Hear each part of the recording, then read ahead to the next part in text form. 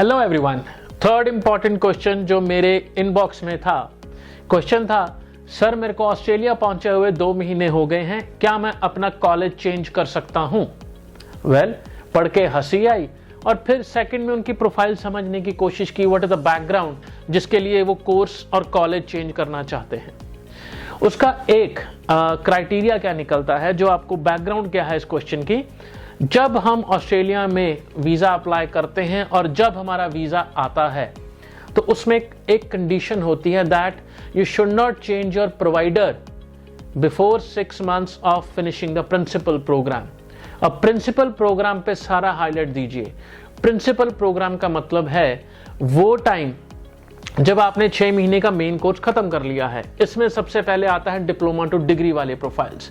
Diploma अगर आपने finish किया है, आप डिग्री का 1 सेमेस्टर करने के बाद ही चेंज कर सकते हो।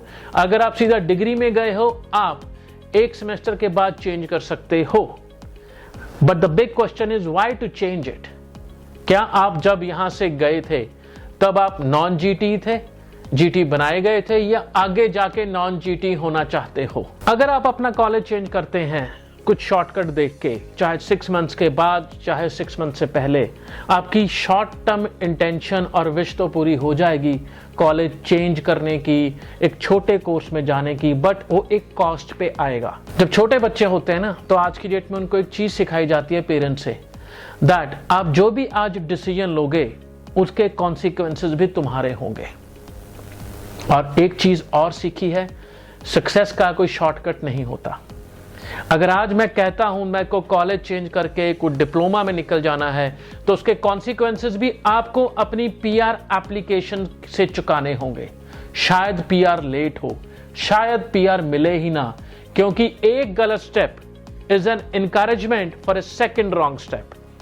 आपके पास एक बहुत छोटा हिस्सा आता है स्टूडेंट वीजा का। कभी आप इंडिया के कंसल्टेंट्स के लिए सोने की खान हो, कभी आप ऑस्ट्रेलिया में बैठे कंसल्टेंट्स के लिए सोने की खान हो। और इसका बड़ा सिंपल उपाय, सिंपल चीज क्या है, अपने आप को एजुकेट करिए उनकी वेबसाइट्स पे जाके, what are they looking for rather what I am trying to sell. I am very open on this. आपको खुद अपने लिए डिसाइड करना पड़ेगा उनका जो पीआर वाला पॉलिसी है वो किस तरफ जा रहा है।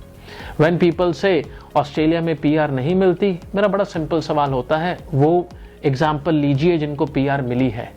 जिनको पीआर नहीं मिली है वो एग्जाम्पल नहीं है, वो सर्कमस्टांसेस के शिकार हैं, वो अपने डिसीजंस के शिकार हैं, जो डिसीजन उन्होंने 3, 4, 5 में भी 7 साल पहले लिया था पढ़ाई छोड़ के काम की तरफ जाने का। क्योंकि पॉलिसी एक ही होती है, अलग अलग बच्चों के लिए अलग अलग पॉलिसी नहीं होती। तो माय डियर फ्रेंड, अगर आप कॉलेज चेंज करना चाहते हो, be ready for the consequences जो आपको आज नहीं मे बी 3 साल बाद मिलेंगे।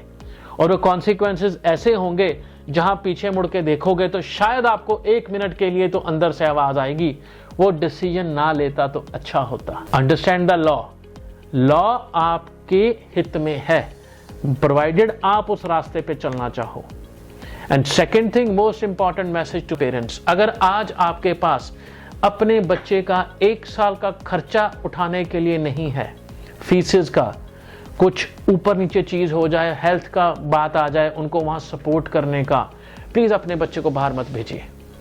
बिकॉज वो सारा इंटेंशन बाहर जाने का दूसरी तरफ लग जाता है, काम में पढ़ाई का मकसद खत्म हो जाता है। और ये वही बच्चे हैं जो 4 साल बाद इंडिया आते हैं कुछ ना होने के बावजूद, and then they are labeled as failure। वो फेलियर नहीं है, शायद उन्होंने जो डिसीजन लिए होंगे उस टाइम पे वो सर्कमस्टांसेस को देखते लिए होंगे। जब आप अपनी बजटिंग कर रहे हैं ना अपने बच्चे को भेजने की, तो 1 साल की ट्यूशन फीस का मार्जिन जरूर रखिएगा। बिना उसके you are playing with their future and your money, and उस 18-19 साल के बच्चे को गलत रास्ते पे चलने के लिए हम शायद मजबूर कर देते हैं with the factor of fees इकट्ठी कर लेना, बेटा जी यहां इतना ही मिलेगा। So we all have to be very watchful for our kids.